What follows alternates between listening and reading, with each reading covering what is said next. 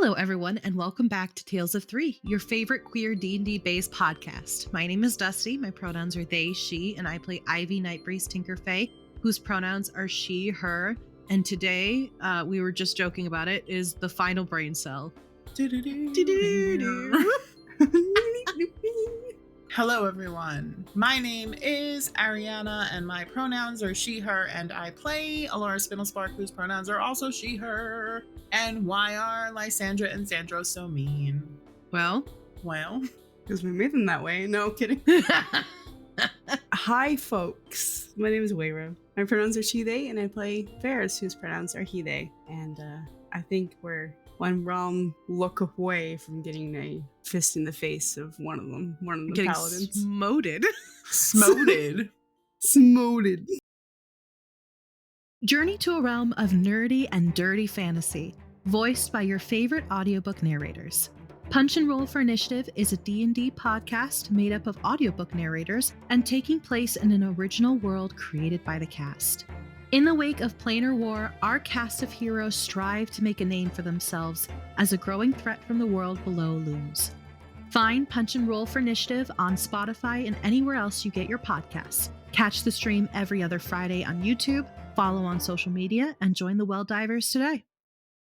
Hey, friends, remember that all the times, when you leave comments, on our Spotify on specific episodes, or if you leave us a written review on anywhere, we will read them in character on the podcast. And so we're going to do that now. Take it away. So, our first comment is on episode 1, Grim Times in Grimford. Who names these things?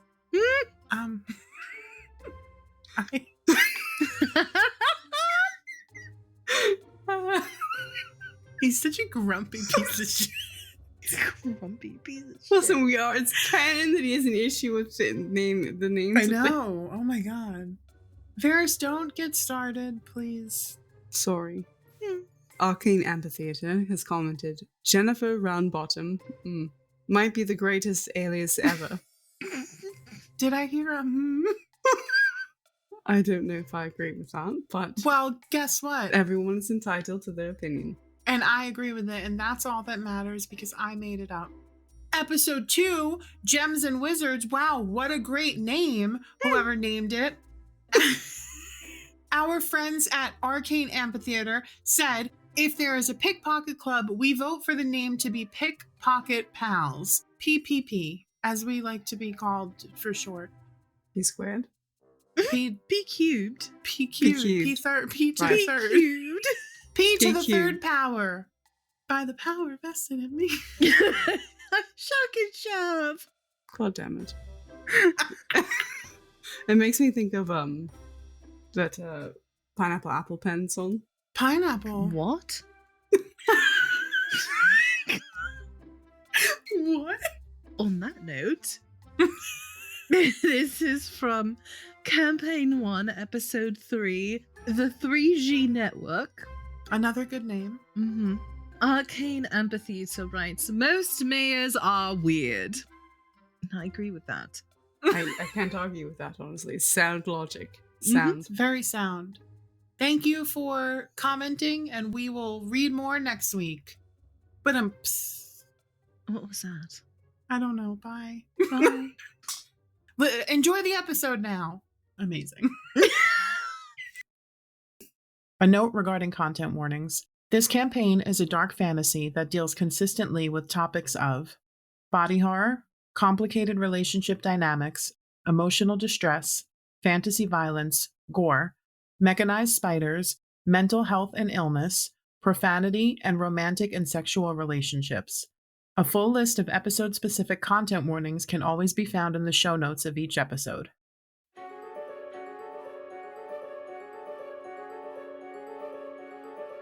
Last time, we picked up with Varys in a dream, well, a nightmare, where they relived their first kill and then saw Alara and Ivy dead at their hands, with Aurelius whispering in Varys' ear to come home and accept their true nature. Alara and Ivy were very much alive, though exhausted, sad, and angry, when they realized the wandering forest had literally set them back on the path towards the Seelie. Fates collided, though, as they trudged on and Alara's bots finally left their vial and swarmed Varys. Reunited but exhausted, our unlucky trio made camp, and Varys revealed he could do magic by conjuring a tiny hut that allowed them to sleep without taking watch. Morning came and the group traded stories of how they arrived in the Fae. With Ivy sure Varys was now cursed by a hag, and everyone stunned with Alara's trip through the portal, as well as the fact that Ivy's Aunt Tanya was the queen. Ivy told her friends the full story about the day her love, Beatrice, died, and how she rescued Bea from drowning in the same spot 50 years later. With stories shared and banter aplenty, our trio was about to have a much-missed breakfast when they were interrupted by the paladins Lysandra and Xandros, and we pick up now with our trio being escorted back to the city. So I think we walk through the forest. I think Ivy and Alara and Varys are just sort of chatting away, whereas Xandros and Lysandra are very quiet. So is the other members of the guard that are like flanking them. Ivy feels like she's used to it. How is Varys and Alara feeling having a personal escort in this way? Well, they're not super nice. So she's not super happy about being like honed in on all sides, you know? I think she's walking in the middle of Varys and Ivy. Varys is in too much discomfort / pain to really give a fuck at this moment. That's fair, yeah. He's just like, one wrong move, I can start blasting. I started blasting. So I think it continues that way through the woods, right? Like, I don't think we realized how close we really were to Fellismore because we're there relatively quickly. We head through the main gate and down the streets. People are coming out of their places of business and looking. When they see what's going on, they're like, it's just Ivy. You get the sense that maybe Ivy has been treated like this before. And so we walk and we go around the castle into the back of the castle where you start to see estates that are evenly spaced out behind the castle. And these estates are, in a word, sprawling. Like, each one of them is massive. They're not as big as the castle, obviously, but it's not a normal house. There's wings and sections. They are made of the same white material as the castle itself, and they also have stained glass windows. But you notice that these windows actually depict the people that live inside there. So you see next to the one that we're currently heading towards is a stained glass portrait of Xandros, Lysandra, and then a younger blonde Eladrin in the middle of them. The one next to it has, Alara, what you know to be Basil and Vassell, and then Varys, you notice that Ivy's in the middle, and so on and so forth. You see two each depicted in the other mansions, that kind of stuff. They take you up to the one that you know to be Ivy's home because her fucking face is there. Alara's just like wide-eyed as they're getting closer and closer. I think that Varys is wondering if, like, every time one of them has a child, they commission a stained glass piece to include that child in the house. It's super strange. So is it like a grown-up Ivy? It is an Ivy that is the same age as the other Eladrin child. Mm-hmm. So she's depicted in this one as a fall Eladrin. And so are the paladins. They're also depicted as fall Eladrins. Basil and Vassell look the same, just in a different color scheme, basically. You can tell that Ivy is a little bit younger, but it is also very much Ivy. Why is your face on the window? Because I live there. She points to the house next to hers. I think when you're looking at it, the paladin's house is to the left, and to the right is another house. And she points up at the stained glass there, and you see two figures. Both of them are in wizard's robes.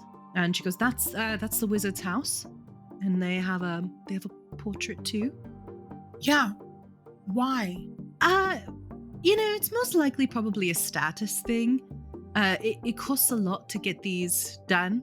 And they're updated if, somebody were to take over the council seat differently, or and she motions to the paladins and the artificers' windows, or if you've got a child. We've actually had ours updated 4 times. One when I was a baby, another when I was a kid, and then a young adult, and then this is the most recent one. Varys, you also noticed the wizard window, by the way. I know. I think that he stands there and looks at it for a little bit. She stops and she goes, Varys, are you okay? Is it because they're also wizards? No, it's most of the changelings. Yes, the wizards are changelings. I'm pretty sure I mentioned that to you. You did before, but I've never seen other ones, so interesting to me. Well, I'm sure they look different than stained glass. No, not at all. That's the weird part about it. So do you look like stained glass in your changeling form? You know, I'm sure I could make myself look like I'm stained glass if I really wanted to. No way. I'm not doing it, Alara. We all stood there waiting. I think the mass of guards have also stopped. They're getting impatient now. Varys looks around. He takes an extra second when he realizes that they're getting impatient. And just kind of looks at them, raises an eyebrow and smirks, and then looks at Ivy and says, "So I guess we're going to your place?" She nods and starts walking, and then the mass starts moving again. And we get up to the front door there, and there's also like impeccable landscaping, by the way. There's neatly cut grass of that color changing grass. There's trees and shrubs and flowers. It's gorgeous. You actually see a couple people like working on the landscaping around, and you walk up to the door, and this door is massive. It's like a solid oak door, and it's got a little plaque on it that says the Nightbreeze Tinkerfay family. Calligraphy, solid gold. Of course. Ostentatious. Love it. Yes. As you approach, the door opens, and you see Vassell standing there tall with her hands clasped in front of her. I think she's wearing like a black, like embroidered robe. Mm-hmm. Like a house coat almost type situation. She looks none too pleased. She nods at Lysandra and Xandros. I think that you notice that Xandros kind of stands back, like he lingers behind. Vassell nods at both of them, and I think they turn and leave. There's no conversation or anything like that. It's a little awkward probably between them. Mm-hmm. The rest of the guards will also peel away when Xandros and Lysandra go. The tension kind of leaves Varys' body a little bit as soon as they leave. Vassell looks at the three of you as they start to walk, and she's like, "Well, are you going to stand out there?" Ivy walks inside. Alara will follow. He follows them in. I think you notice when you step through the archway that the stained glass shines through into this room specifically. It's like a grand foyer. There's a double set of staircase. So stairs on one side up to the landing, stairs on another side up to the landing. There's like ornamental suits of armor. Like it's done up very ostentatiously. And the light from the stained glass shines into this room. So this room is just awash in color. Beautiful. Basil is wearing some like well-tailored formal like black dress pants and like a pastel purple dress shirt, but he does have grease on his face. Yeah. Holy. So it kind of ruins the nice presentery outfit he has. He's got his goggles on his head. His goggles are definitely on his head for a headband, and his hair is like up, but like a little bit has fallen down. Messy. I love it. Seems that he's been working since returning from whatever fancy event they were at. Ivy just waves a little bit. She's just nonplussed. She's just like... Basil waits at the door, and then he shuts it as soon as everybody's in. And he looks at you, Ivy, and he's just like, "I want to be so mad at you, but I'm so glad you're safe." And he comes over and just gives you a hug. Bia crawls from her shoulder over to Basil's head and like nuzzles into his head. Oh, you too, Bia. Good to see you. Because there are some scorches. Bia flies over to Vassell and lands on her shoulder.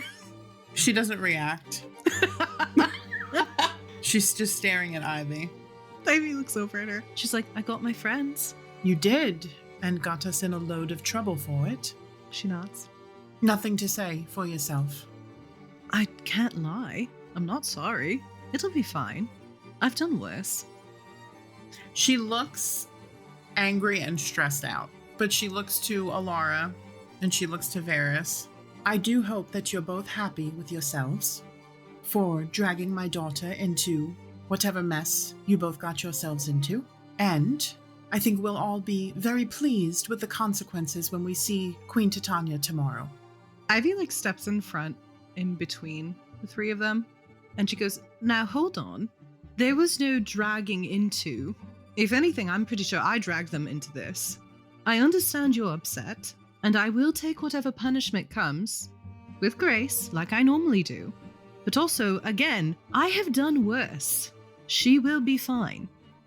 She nods her head, goes even like stiffer than she already is, and she looks at everybody and she goes, well, you all smell awful, so I suggest you go upstairs, shower. We'll be having dinner shortly. Ivy laughs, but she goes, I agree with you on that one. I appreciate your hospitality. Oh, this is Varys, by the way. I gathered. Pleasure. She nods. Basil comes over and starts and like clasps Varys' hand and shakes it firmly, like wildly. He's like, it's so good to meet you. And he looks at Alara, and you too.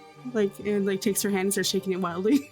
I want to remind you that this man is like 5'8", so Varys, you're almost a head taller than him. So when Basil takes Varys' hand and shakes it wildly, Varys leans down, hunches over, and you see him like put a hand on his stomach a bit as he does. Alara like very awkwardly shakes his hand, and she's clearly uncomfortable. And Vassell just like gestures for them to go upstairs.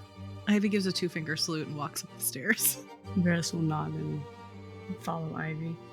Basil, as you guys are leaving, Basil looks at Vassell and goes, oh, I'm so glad. So glad she's got friends. As you guys are walking up, she goes, as am I, of course, but I wish she would learn to consider the consequences of her actions and how they affect other people around her. In due time, my love. But, she's still young, you know. And what is youth but a time for exploration and breaking rules? We weren't so law-abiding either when we were younger. You are part of the problem. And she walks away. It's like, but you love me. Doomed to love you. Obsessed with this dynamic. He blows a kiss. So Ivy obviously knows exactly where to go, right? I would hope so. There is a good amount of walking. Mm-hmm. And you notice the moment it shifts from like the normal decorations that you've noticed to like more along the lines of how Ivy would decorate something. So there's like a threshold you notice where you come to a corridor and the walls change color. It's no longer like pastels of like the court. It's now a darker color scheme, more jewel tones. The walls are a dark blue.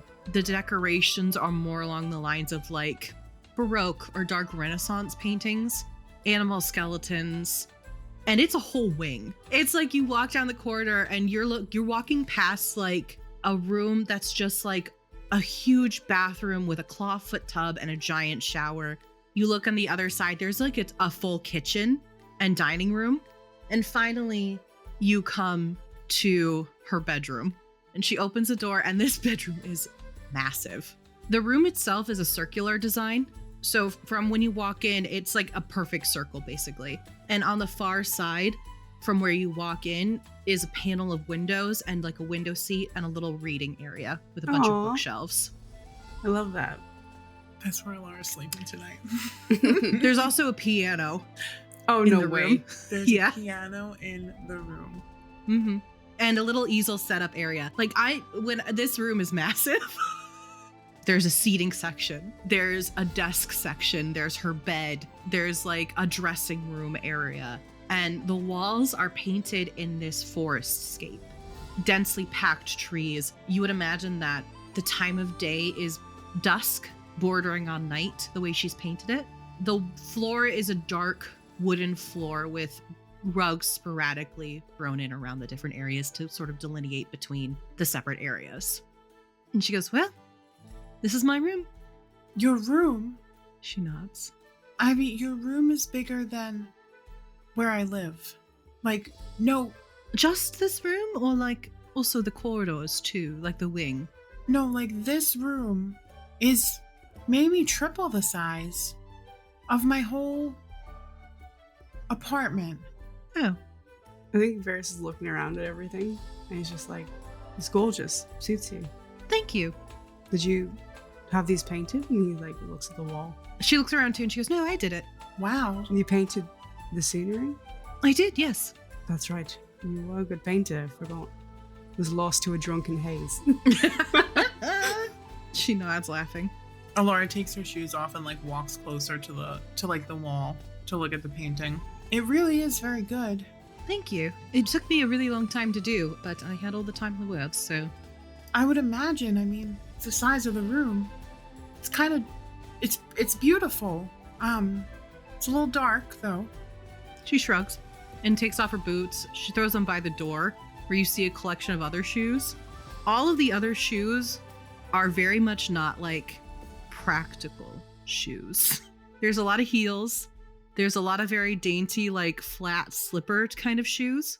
Like her boots look wild comparatively next to this collection of shoes. Yeah, her dirty ass boots from travel boots. Her dirty ass sturdy boots next to like fantasy Louboutin heels. I love it. Yeah, I think Varys is going to take off his boots as well and set them carefully to the side because they're also a fucking mess. All of their boots are messes. Mm-hmm. He like prestidigitates the dirt and stuff away. I'm glad that we're safe and here, but we're in trouble with the queen. Ivy shrugs. You don't seem super concerned. Not really. You watch as she like takes off one of the wraps that she wears over her like tank top and leggings, and she puts it into a basket. And you hear like a little noise, and she pulls it out and it's clean. And she hangs it up. Alara looks. And this is all very like nonchalant the way she does this. And she's rifling through like a drawer that she has right now as she's listening to you. Alara walks over to it. The basket itself is empty. It's like a really nice woven basket. It's empty. What is it? A basket? Well, I know that. How did it do that, I guess, is my question. Oh, it's a laundry basket. So, Ivy, laundry baskets where we're from don't self-clean. Really? Really? Well, this one does. It's really nice. Alara walks all the way across the room and like plops down at the window seat and like takes her jacket off. And then like she cups her hands to her mouth from like across the way. Okay, so what's the plan? Plan. Does it actually echo? It does echo a little bit. It's not like but dramatic. She also does that. Plan. Ivy speaks in a normal voice, and you can still hear her because the acoustics are like that good. And she goes, so the plan is to get ready for dinner and go have dinner. With your parents? Yes. Right, so do we need to dress in formal wear? Alara. His eyes go wide. Ivy pulls out a dress. It's a black dress. It's spaghetti strapped. The back detailing has a little bit of bows, like little bows on it, and it hits to about her ankles. She goes, not really. I'll see what I have in my pockets. Pockets. So your mother also wanted us to shower? Where will we find those? I can take you there.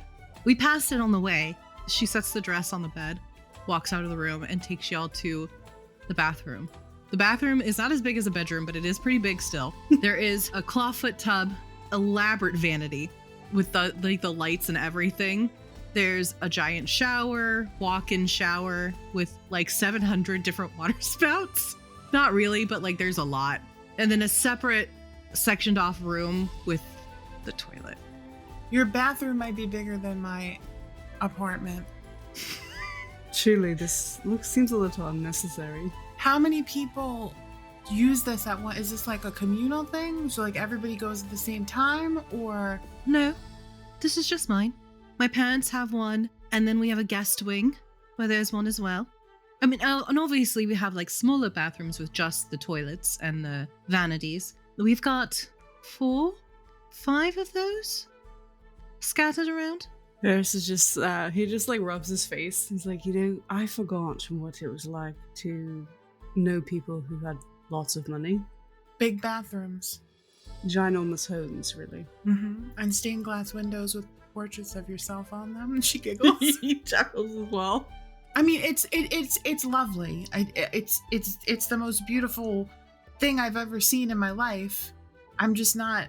You should see the separate portraits that were commissioned. Do you keep them somewhere? In the dining room. Oh, so we'll see them. Great. Okay. And then the it'll ballroom be has... She does like a quick head. Like her brain does like a forced restart. The ballroom? The ballroom, yes. The ballroom has a massive portrait of Titania, but those were like painted for every ballroom. Mm-hmm. He sighs and just like rubs his forehead. He's like, it's like coming home. Fuck. Alara looks wide-eyed at that as well. Well, we're never going to my place. I'll just put that out there right now because Oh, mine you two either. are not going to even know what to do. Elara, I stayed in the shittiest inn That's in true. the You did. shittiest little town. That's true. You know, I can see why you were so upset about the conditions and It all When you so first much got makes here. sense now. You watch as Bia flies over to what you thought was just like maybe a little bidet or something, and she turns on the water. Like there's a specific little spout for her to turn on, and she like cleans herself like a bird. Aww, I love it. cute. Who wants to go first? By all means. Ivy, it's safe here, right? 100%. Okay. They're actually wards set up around each estate. So no one can like break in or anything like that. Right. And also, why would you break into one of the council's houses? I don't know. Like, there are guards everywhere. Okay, I just wanted to make sure. Would you like us to stand guard outside? Maybe just because this place is so big, you know, it's not like when we were in the inn where you both were right there. So maybe just if you stay within earshot, that way, if by some chance something happens, you'll hear me scream, you know, just in case. Of course, I'll stay right out here. Okay.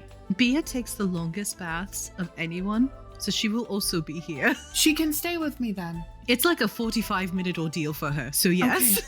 Cool. And she takes out Norman and she takes out Pearl, and I think they just like they watch Bia because they can't go in the water because they'll die. Yeah, But because they'll die. and she closes the door. I think she showers, and then I think she's gonna fill up the bathtub, and she like fills up the bathtub to like the tippy top, and she gets in, and she like sinks herself underwater and just like blows all the bubbles out, and just like stays there for a few seconds, in like I think she's just trying to like clear her mind and like push out all the bad stuff and tell herself that like it's safe and they're all back together and everything is gonna be okay. So she also takes a long time. And then I think when B is done, she kind of gets out and will get dressed and come out. And she like opens the door. Are they both out there or is it just Varys? I think it's just Varys. I think Ivy is making tea for everybody right now. In her private kitchen. In her private kitchen, yeah. Cute. She like opens the door. Thank you. Oh. And she like smacks her hand to her mouth. You know, I don't feel any like magical tether or anything indebting you to me or me to you. So I think we're all right. Ivy pokes her head out and she's like, it's only for fae creatures. So unless Varys is secretly a fae creature, you can still have his firstborn though. No, I already said. What did I say? He doesn't get mine or I don't get his? I don't remember. Are you secretly a fake creature? He's got his head. He's got his hand over his mouth and just like the tips of his ears are red. You are secretly a fake creature. I don't think so. Okay. Ivy Nightburst in Cafe. Sorry, I can't hear you. You're going to get yours. She motions to the bathroom. Do you want me to stand outside? I think I'll be all right. Just yell if you need us. We'll do. Because Ivy really can hear you. I don't know. I know she can. Okay. No, I can't. Ivy, do you want to go first or? No, I'm good. Okay. And he'll go in. I think Varys is going to take his time as well. He's just going to like, was there a hamper in here as well? Yeah. Okay, he's going to put all of his clothes in there, clean it. And then he's going to get in the shower and like. It takes a little bit longer, you notice, the more clothes are piled into it. Mm-hmm. One piece, it'll be seconds, but the more clothes you add to it, it does take a little bit longer. It's all right. And how dirty it is, too, I think. So it's going to take some time. But by the time you're done, it'll be done. Perfect. He's going to be slower, I think, gingerly moving, because when he takes his shirt off and like unwinds the bandages, he's got a freshly cauterized wound in his abdomen. He's just going to like relax and make sure he gets clean and takes care of the injury as well. I think she'll be like walking down the hall. Ivy, Yes? where are you? Kitchen. That doesn't help me. And she's like trying to follow the sound of your voice. She walks out with this like gold gilded tray with different types of mugs, matching but not at the same time. And they're steaming and they've got tea in them. She goes, "Do you want some tea?" Yes, thank you. She hands you a mug. She does have her jacket on. I'll say she cleaned her jacket too. And she's doing the no pants with her boots thing again, by the way. She doesn't even comment on it. And she goes, "I don't know what I'm supposed to wear to dinner in a mansion estate where people have stained glass pictures of themselves on the walls in the dining room." Well, what do you normally wear to fancy things? Well, I don't really go to fancy things. Wasn't very Aiden a much. fancy person? Yeah, but we were just doing our science stuff, you know? She nods. One time when we went to this place, they got me a dress that I hated. And so I wore that.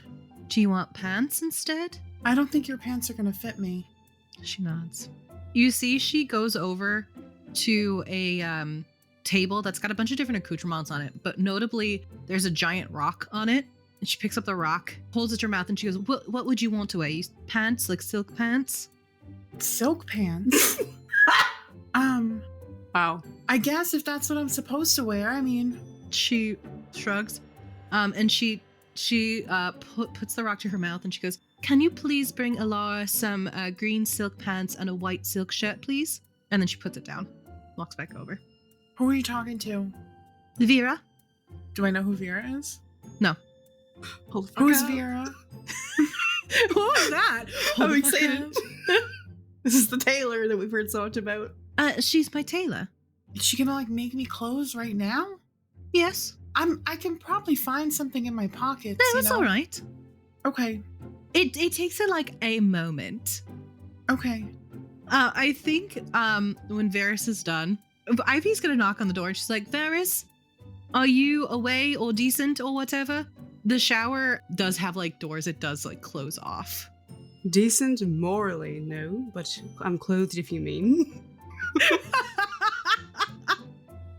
She laughs and walks in, and she sets one of the cups on the counter, not looking in your direction, I think. Not that it does anything for her, but she wants to be like respectful. I think he appreciates that. And she's like looking down at the cup and she goes, "Is there anything specific you wanted to wear tonight?" What does the occasion require? "Dinner?" Fancy dinner! You hear from down the hallway. I think I'll be all right. She nods and she goes, I set your tea out here." And then she walks out. I'll be out shortly. Thank you, Ivy. "Take your time." Fuck. You thanked her. I know. Her. She waves her hand as she walks out. Not that you see it, but she does. Cool. He doesn't care. It's Ivy. I think after he rebandages himself, he'll come and like gets changed. He'll come out with the tea in hand. So you come into the room and Alara is wearing high-waisted, belted, silk green pants. Mm-hmm. I think they're like wide. Are they like wide-legged? I think so. What's the white shirt look like? It's also a button-down, collared white shirt. It fits so well. You're actually kind of surprised how well it fits. She's also dropped off some like loafers, some like nice loafers too for you. So Alara is looking spiffy as fuck. You've got a new belt and shoes that match. They're the same color. Okay. And then perfectly tailored silk pants and a silk shirt. And Ivy's pulled on the black dress. And she's got her heels on. So she's actually kind of tall. So they're like 4 or 5 inch tall heels. Oh, wow. I think Varys clocks it when he walks in. He immediately sees Ivy's taller. He's like, he walks over to her, stands next to her, and literally puts his hand above your head and goes, "Something is not right." She takes off one of her heels and like puts it right up to his face. Oh, that makes so much sense. So Ivy's hair is like up in a bun with like tendrils around her face. She looks nice. Probably nicer than you've ever seen her look before. You look beautiful, Ivy. He sort of like puts a hand above her head, like, but you seem to have shrunk a few inches, you know? Alara nods at the beautiful part. And she's like smiling as she watches them. Ivy laughs and nods, and she goes, "So do you." I mean, I'm assuming. What's Varys wearing? Varys is actually back in like almost his usual attire. They are fancier than typical. And instead of like a poet shirt, he's got like sleeves that kind of billow a bit and clasp at the wrist. And it's much more like, it almost looks like silk, and it kind of like crosses in the front to give like a little bit of a V-neck, so you can see the top of like Pecs? pecs, yeah, towards the upper part of his abdomen, I think. And he's got his hair done up in a half do, where there's like 2 braids at the side and connect into a bun, and the rest of it is down. Look at us. It's the fanciest I've ever seen us. Mm-hmm. He looks at Alara and says, "You look great." Thank you. You look great too. Appreciate that. I love the low V. He grins. I bet you do, Alara. As Ivy walks out to go grab Bia, who's still bathing. Alara just looks at Varys and she's like, "Okay, ready for dinner? Fancy dinner? Ready as I'll ever be. Okay, let's go." And she turns around. Alara, hold on a moment. She turns back. Before you go, Mhm. I have something I believe belongs to you. And he kind of like reaches into his pocket and he pulls out 2 things. 2 things. 2 things. One is the stone that says, "You are here." Oh my god. And he hands that back to her. Oh my god, you found it. I did. I walked right past it, actually, before I fell asleep. Did you know it was mine? Immediately, yes. It has my initials on it. It does. She takes it and she like deactivates the rune really quick. She puts it into a pocket on her pants. She like watches it bulge on her pants, you know, like when she puts it in her pocket, and she's like, she shakes her head. No. Not the same. No. I'll put it in my jacket. It'll be fine. You might want this on your person, though. When he takes out a familiar rock to you, Alara, he hands you back your worry stone. She smiles and she takes it. I looked for it when I was lost in the woods by myself, and then I remembered that I gave it to you. Thanks. Of course. I meant to give it back earlier, but There were a lot of things happening. there were. And I have something for you too. And she runs all the way across the room to the window where she left her jacket, and she puts the "You Are Here" stone in her jacket, and she keeps her worry stone in her new pants pocket, and she takes out a little jar filled with some salve, and she walks all the way back across the room. She kind of holds it out. Yesterday, last night, or this morning, I guess technically, when we found you, and you said that you got really hurt and you had to like cauterize your wound, I was worried and thinking that, well, it could get infected or something. So I made this when I woke up, since I was up before everyone, and it should help. So here. I think that he takes it and he looks at it a moment and he looks at you. Thank you. You're welcome. I really appreciate you making these things for me. It's one of the nicest things anyone's ever done, so I appreciate it. Well, you get hurt a lot. I do. That's true. I think she looks down at the ground. She like tucks her hair behind her ear and she like darts her eyes up and she looks at you and she goes, I want to give you a hug. If that's okay. Of course it is. And he opens his arms.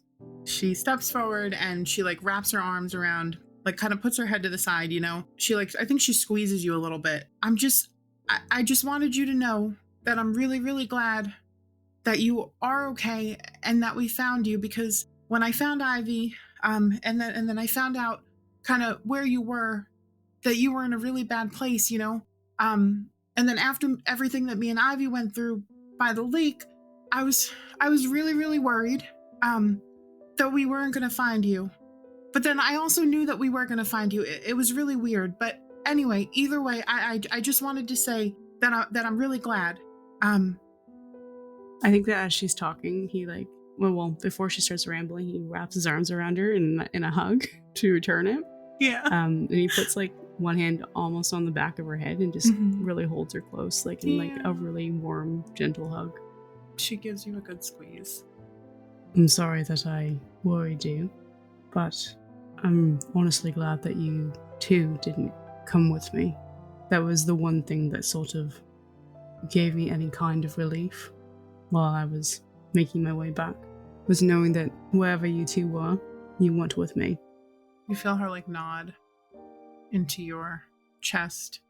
Well, to be honest, I think I would have rather been with you, with us all together. I mean, so you didn't have to be alone. That's sweet. There's a small part of me who selfishly wishes that you and Ivy were with me. I don't really like who I am when I'm alone. Well, you're not alone anymore, and I like who you are, so she kind of pulls away, and I think like takes her hand and smooths his shirt where like her head was and it got like a little crumpled up.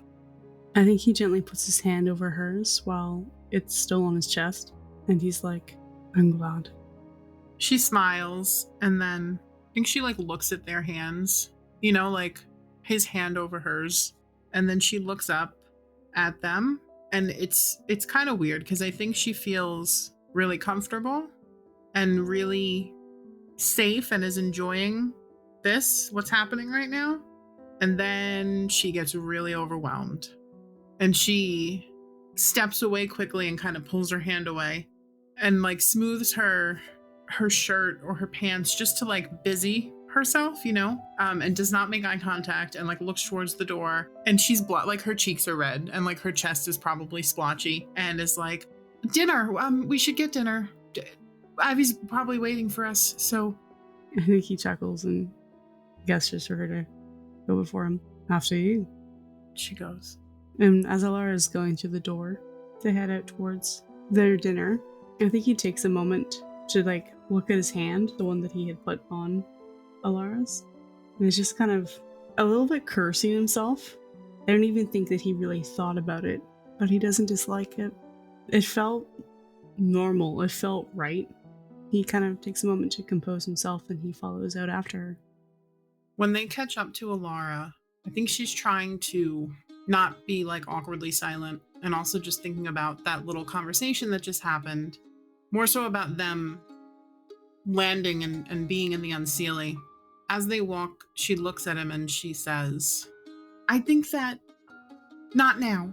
Once things settle down, we should probably talk about why you went to the bad place.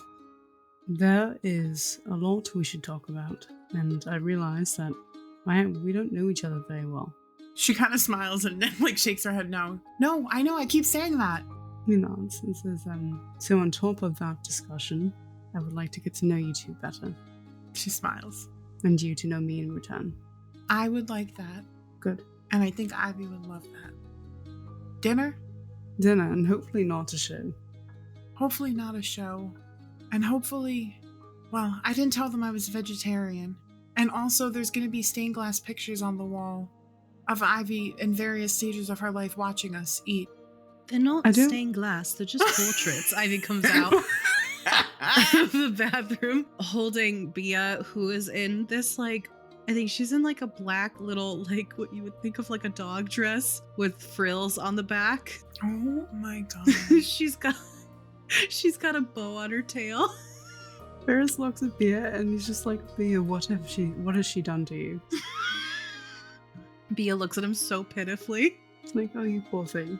Pearl's gonna rip that dress off. They're gonna have like an escape mission. Pearl's walking behind with Norman. I think Norman's like on Pearl's head, just like trotting behind. Hey, Ivy. Yes? Varys wants to get to know us better. No. He nods. Alara shrugs. We'll have time for that after dinner. Oh, no, I didn't mean right now. Oh, no, I didn't mean right now either. I just meant in general. I'll mess up your hair. She, like, points a finger at him. If you keep being a shit. Like, don't you fucking dare. Keep it up, Ivy. That finger turns into another finger. She flips him off. He gives her double birds. Ivy leads them to the formal dining room. It takes like 10 minutes. That is insane.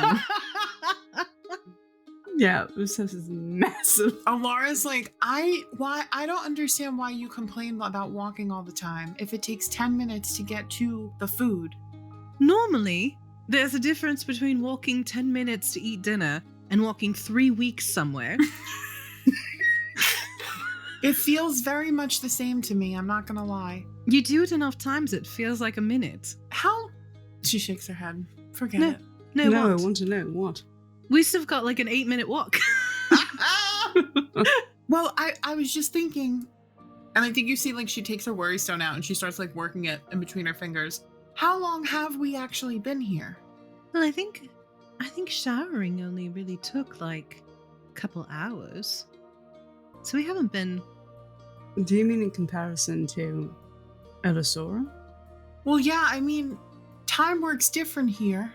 I don't even know how many days we've been here because it feels like 2, but it also feels like we walked for days or weeks or I don't know, maybe even more. I'm pretty sure I was gone for like a year or 2 here. Oh, and okay. And so we were only in Elisora not for a few months. Right. So then, So, time doesn't work normally here. Like, we know it. well, so has it felt like it has? Because it hasn't for me. No, it has not. So is time moving slower in Elisora or faster, or does it just depend, or does no one really know? No one really knows. It's very, she like waffles her hand. It's hard to figure out, honestly. Okay, worry about that later. Is there a reason in particular you are concerned about time, Alara? Well, yeah, I mean, I just don't want my parents to think that I've gone missing or something bad has happened, you know? They know you're an adventurer. No, I don't think they do. She shakes her head, no. You didn't tell them you became an adventurer? No. Why? Well, I only spoke to my mom once since we've been together, and it was only a 25-word message. And I hadn't spoken to her in a long time before that, and I wrote her a letter about all the insane stuff that happened in Grimford, and I didn't want to freak her out after I mailed it, and then I realized that was going to freak her out. So then I reached out to her, and I was just like, hey, I'm fine. Everything's cool. But actually, it hasn't been cool at all for like since Grimford. So if we're here and time is passing there and they have no way to get in touch with me, and it's not like they can ask Petty and Aiden because they don't know where I am either. I could try to send them a message if you ever want to. I'm not sure how magic works between planes, but we could try. I can see if Titonia can send a message. Okay, well, let's just hold off on queens and gods sending my parents message or like a random person, you know, just being like, hey, I got your daughter, she's fine.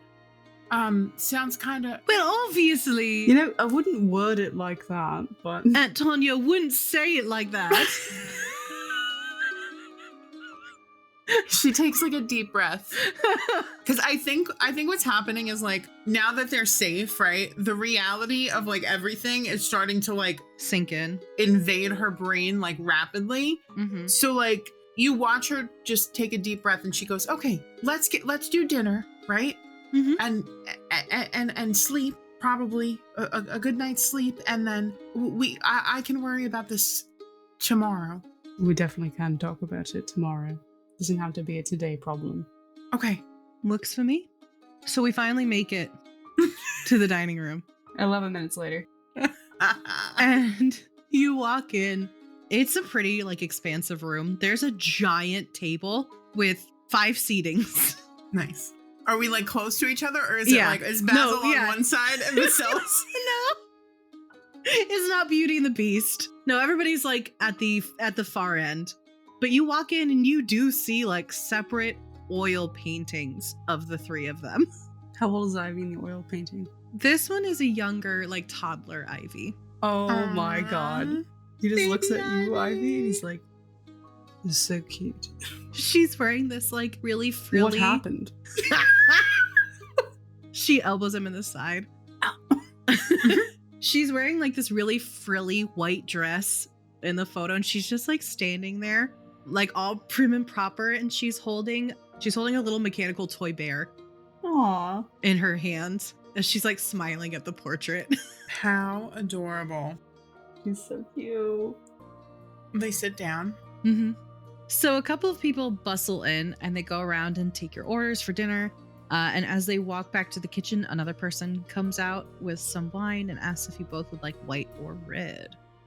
Varys will politely decline the wine and just request water instead. Me too. Water, please. They nod. And they tap your glass, and you watch as the water fills it in the glass. That's so Laura's eyes go cool. What the fuck? Ivy takes a glass of white, and Basil and Vassell take glasses of red. And Laura like side-eyes Basil and Vassell, and Vasell's just like staring at the three of them. Basil literally staring right back at Laura. She's like, hi. Hello. Thanks for having us for dinner. I appreciate you returning our daughter to us. Sorry for getting her in trouble. Don't worry about it. Ivy is perfectly capable of getting into trouble all on her own. Ivy nods. Ferris nods very enthusiastically. She certainly knows how to stir the pot, as they say. Ivy shrugs. Anyway, Alara, Varys, it's very nice to meet you both officially. I know we had met briefly in passing not long ago, Alara. Mm-hmm. Nice to meet you. Pleased to make your acquaintance as well. So, tell me, how did you all meet? So it's a funny story, actually. I met Varys first. They were working as a guard in the town I was at, and I had just gotten sniffed. Excuse me? Vassell stops sipping her wine and makes a face. She nods, and she's like, yeah, there was this cultist that, like, sniffed my aura or something. And I was freaking out, and I was telling Pia that I wanted to go home, and Pia was like, no, you can't go home, because you were told to come here for your wizard. And then Varys, like, loomed over me. Varys sighs. and Varys is like, you probably shouldn't be talking about portals. Because they're illegal. Yes, they are legal there.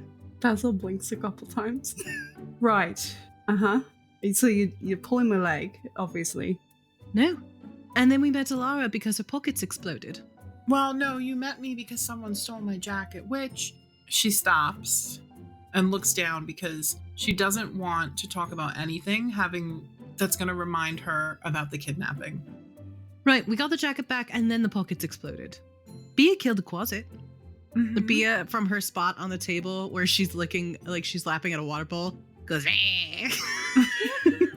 Basil's eyebrows are almost to his hairline.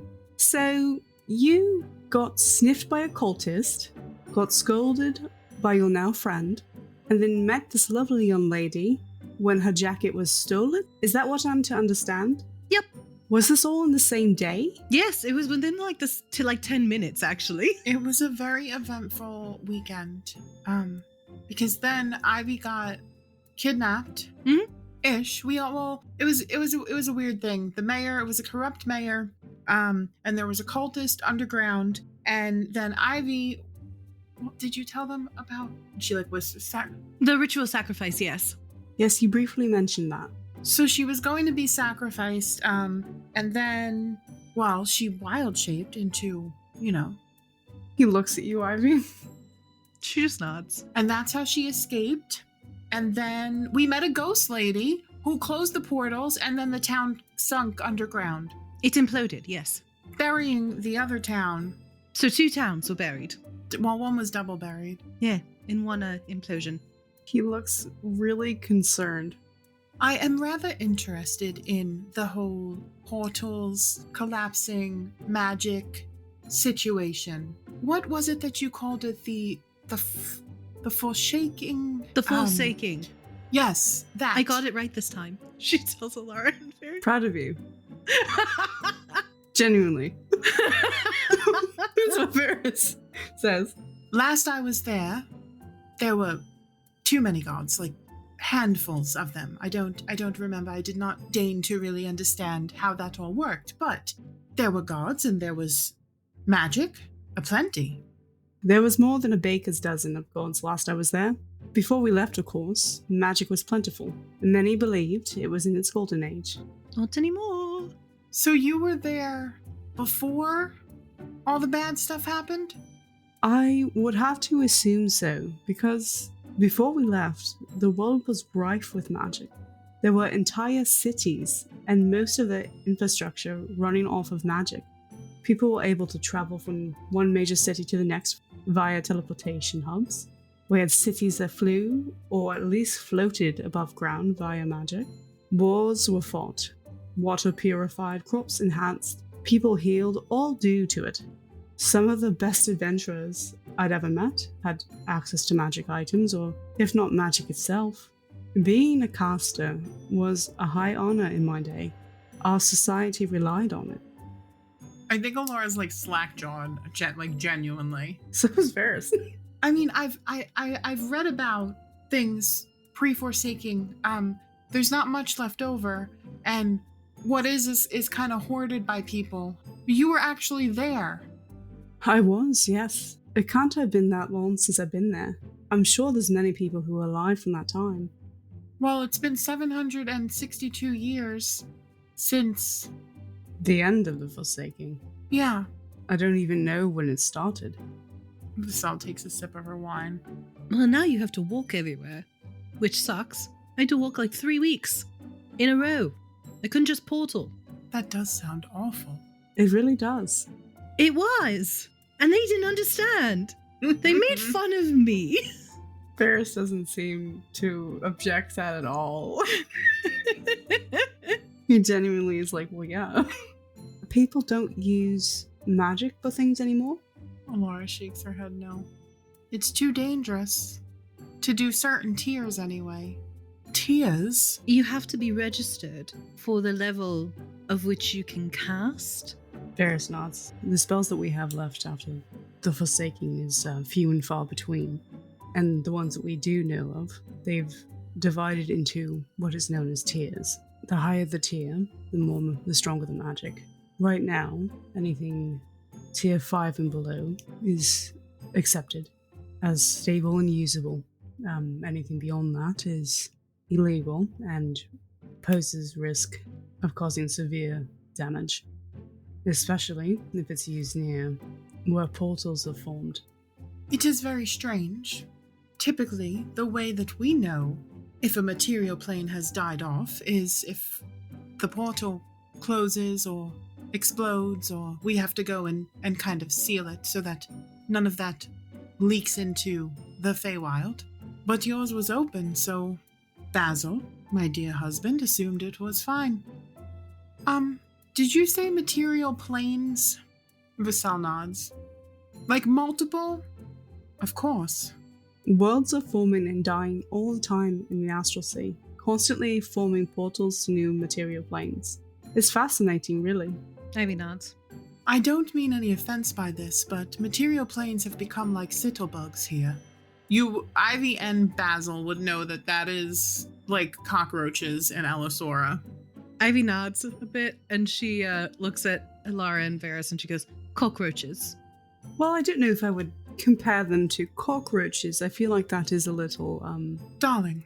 And she looks at Varys and Alara, like, very seriously. You all populate so quickly, and then overpopulate. And you get greedy, too big for your britches, and then you destroy yourselves. It's a tale as old as time, and time means nothing here. So the insult went over Alara's head about the cockroaches, because I think that she's still trying to process the fact that she's saying there's other material planes that just kind of crash and burn all the time. Varys' brain is blown. Someone is existing beyond the Forsaking and is right here at this table. Ivy looks at Alara and Varys and goes, so my mom was born and raised here. And my dad was born and raised in Elisora. Was it in Extolin?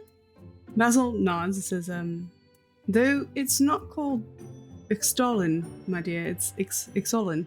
That's what I said, Extolin. It's not what she ever says. Basil will recognize that this is something that she is like doing on purpose. He smiles a bit. Vassal smirks. Yes, that is primarily where we were born and raised. That in Blackwood, of course. That's where I think the wizard is. I don't think you're going to find a wizard there in Blackwood. You'll find druids, perhaps. No, you're right. I already found my wizard. She looks at Ferris. Ferris just chuckles. Though I was not in a tower. No, you were near one. True. So I think Ivy, with the help of Alara and Varys, sort of recount what they've gone through. Oh, yeah. I think they're talking now about the town they were just in, Rayus, and how they had to, like, go up the mountain and everything. And she's like, and I thought, I was really hoping that would be my wizard tower, but obviously it wasn't. But maybe it was, I don't know. It's possible. She shrugs. The only thing is I heard a voice while I was falling, but I don't know if that was just, like, death talking to me or... You heard a voice? I didn't hear it, but I was far from you. Oh, you didn't? It didn't say, like, Alara or Varys, I finally found you? No, I didn't hear a voice in my head. I was too busy trying to get you from thin air, hold on to Bia and Alara, and make sure that we didn't hit the ground. Yeah, I felt like... And she holds up her left hand, and she, like, rubs her palm. She's like, I felt like my hand was going to explode. And then it didn't, and it felt like a release of pressure. And then I heard a voice that was like, Ivy, I finally found you. And then I fell through the portal. Basil looks at Vassal. Vassal nods slowly, and she takes another sip of her wine. I think it auto refills as she puts it down. So, it sounds like you had quite the ordeal on your way here. We very much did. But, luckily, everyone is safe. You got to go on another grand adventure, Ivy. Found Bia and Varys. And she looks at Varys and kind of cocks her head. He looks at her. Titania's very interested in where you landed. I assumed she would be. Well, we found them in the Seelie. So Vassal nods. Oh, that's right. You landed in the Unseelie, didn't you? You watch yourself around my daughter.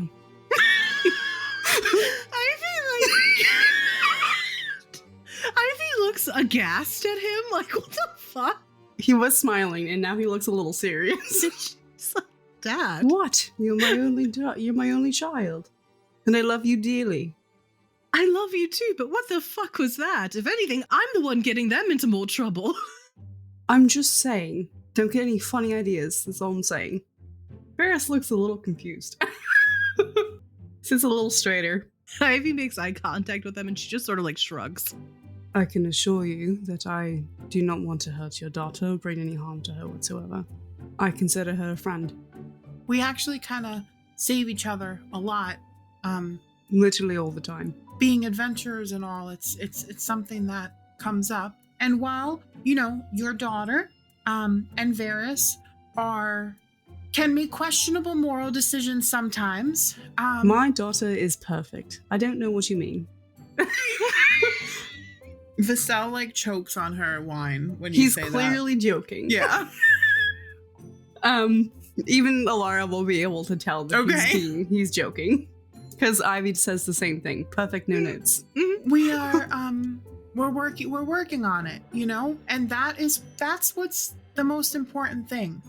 So don't worry. I keep them both in line, so Ivy nods. She was kind of false confidently saying it. No, she is very much the moral compass of the group. It is very appreciated. Well, I mean, you could just let us punch the people who are mean to you. She shakes her head no. It would make things so much easier, honestly. She shakes her head no. Arthur still stands about that guild, by the way. Oh yeah, that bitch Cameron. She looks at Alara looks at Vassal and Basil and goes, "They almost beat up a scientist who was mean to me one time." She was a bitch. Violence is not often the answer I would resort to first, but that is what I keep saying. She didn't know what she was doing. There was a dragon. Were there dragons in the pre-Forsaking times? Oh my god, there were so many. No. I fought one once that was horrifying, and I believe there was rumors of a kingdom having one in their company. Whatever that meant, I have no idea. That's so cool. Are there not dragons anymore? No. Just skeletons, and we saw one. I touched the skeleton, which was cool, and Ivy identified 2 of them. Oh, did she now? And Vassell smiles when she says that, because I think Vassell also has a special interest in dragons. Yeah, Vasell's the one who taught her all of this stuff. Yeah. Like mother, like daughter. She better have identified the dragon. I did both. And they had put together the skeleton wrong. Well, So, like... Elisora, I'm not surprised. There are dragons here. Like live ones? Yes. Ivy motions to Bia. Well, like full grown, like big ones. Jerry's out on whether or not Bia is not a baby dragon. I'm not gonna That's lie. true. I think your mother would know. And, plan accordingly. Because I don't know, Basil. You said you didn't want pets in the house, but we might have a surprise on our hands with Bia. He looks at you. Bia flexes. Conspiring against me, I see. All right. Who am I to say no to the loves of my life? Vassell nods, and she looks around, and I think she touches Basil on the shoulder, and she goes to stand up, takes her napkin off her lap and puts it on the table, and she goes, well, I have just remembered there was something that I needed to do for Titania up in the lab. So, Basil, would you please have my dinner sent up to the lab? I'll be there. It would be my pleasure. It was interesting to meet you two. And she walks away. Likewise. Alara just waves. Yeah. Varys gives a small wave as well. She whispers to Varys, and Vassell walks away. He chuckles a bit. I think it is at that moment that the dinner starts to come out. Awesome. And Basil pulls one of the servers aside and politely asks them to send Vasell's meal up to her. So in front of Basil, Ivy, and Varys is a hunk of meat with some potatoes, some vegetables, that kind of stuff. In front of Alara looks the same. Ooh. The same coloring, the same size, with potatoes and vegetables around it as well. She cuts into it. Would you like to roll? Yeah. Oh my god, we haven't rolled once. Investigation? Yeah, Alara looks at it. Ivy knows what it is already, but I want the both of you to roll. Well, okay, that's an 18 on the die. My investigation is plus 10. Okay. That's a 28? Yeah. Yeah, so Alara, as you cut into it, it is very much not meat. It's a tofu-based dish that has been cured and rubbed the same way, it looks like, as what the others are eating. Awesome. The texture, when you bite into it, is meat-esque, but you know it's not. Varys? Is it delicious? What'd you got, Varys? Also an 18 plus... Not plus 10. Not 10. No. Yours is elk. Ooh. And yes, it is very delicious, both of you. And the other two also got elk, so. It's really silent as they all... This is the first good meal Yeah. in a long time. I feel comparatively even to the inns in Elisora, this is Oh my god. Mouth-watering, unforgettable food. So I think they eat in silence. So as your meal kind of starts to come to a close, and you're finishing up, Basil takes a moment to clear his throat, and he says, so, Ivy, my love, you and your friends tomorrow will be expected to attend a meeting privately with the Queen. Alara drops her fork. As she wishes to speak with you all about what has transpired. Mm-hmm. I figured. All right. What is it court apparel or? No, tomorrow's just a meeting as far as I know. But I'll check in and let you know in the morning. All right. She's not gonna send us for execution or anything, right? Jury's still out on that. Oh. Dad. Smiles. I'm just kidding. I'm sure she's cross. I'm not sure what she plans to do, considering your friend there. He nods to Varys. But I don't think you're in for execution. Well, that's good to know. Especially not Ivy. God's name. Of course, right. Smiles. She stage whispers, I'm her favorite. Varys is he clears his throat as well. He chuckles. He's oh yes, of course, I forgot. Gold's favorite princess. She nods very cheekily. And I think they'll finish dinner. Yeah. Eventually head back up to Ivy's room. Yeah. Basil tells them to enjoy themselves, and he'll send treats up later. Hey. Thanks so much for listening. We are grateful for the love and support. If you're enjoying the show, please consider leaving us a 5-star review and tell your friends about us too. A like, subscribe, or share goes a long way for small creators like us. If you want more Tales of 3, head over to our Patreon, where we have a ton of free bloopers and episode extras, as well as some paid tiers with even more perks. Speaking of, huge shout out to our Green Fiend Patreon supporter, Michael. Also, if you join the Red Rogues for $5 a month, you'll get access to RDCC, an after show where we deep dive into character motivations, player reactions, and give a glimpse at our creative process. And with that, our story pauses here for today. Join us next time as we continue our adventures, and remember, it's never too late to start your own. Bye! It's the... Oh, we should do intros. It's the final brain cell.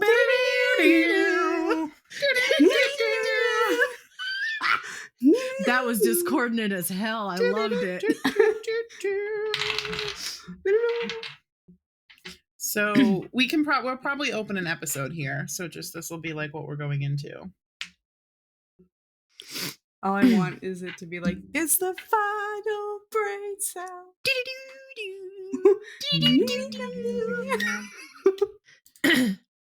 Listen, sometimes I like to pretend that this story is like separate from my brain and I also don't know what's happening. It just makes it more fun that way. I mean, that's valid. That's true. The one that has Basil Basil. I keep saying Basel. Basel. I keep saying I Basel. said Basil and Basel. Yeah. Basil and Basel. Mm-hmm. They Oh, well, Lars and Pala. my Impala. Actually, I'm ready. I'm going home. Thank you. It's been I fun. can't deal with this anymore. My dimension hopping Impala is here. That would be like a, what is that? What's that movie? Back to the Future? Yeah. They have a It's car. I've DeLorean, never but seen yeah. that movie. Okay. Basil and both Basil and Vassell at the door waiting for them. Basil at the door, my favorite rock cover band. Basil at the door. What does Varys do? Varys make a run for it? He wants to. Part of him is like, this is a mistake. Varys has Scooby-Doo logic, and he just is there 1 second and not there another second, and there's just a cloud of dust. Absolutely. His feet were running in the air for a second. No.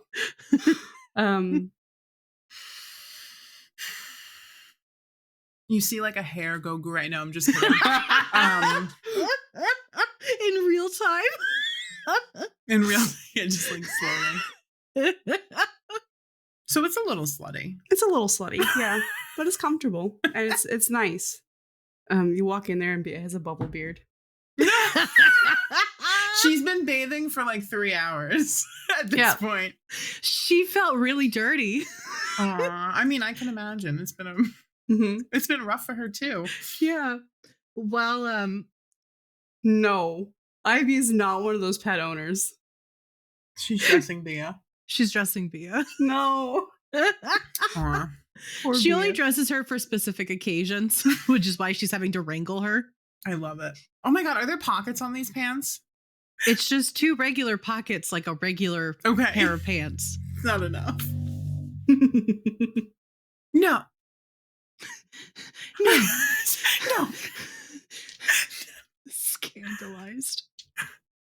To my laboratory. Maybe say it like you're not an evil villain. My laboratory.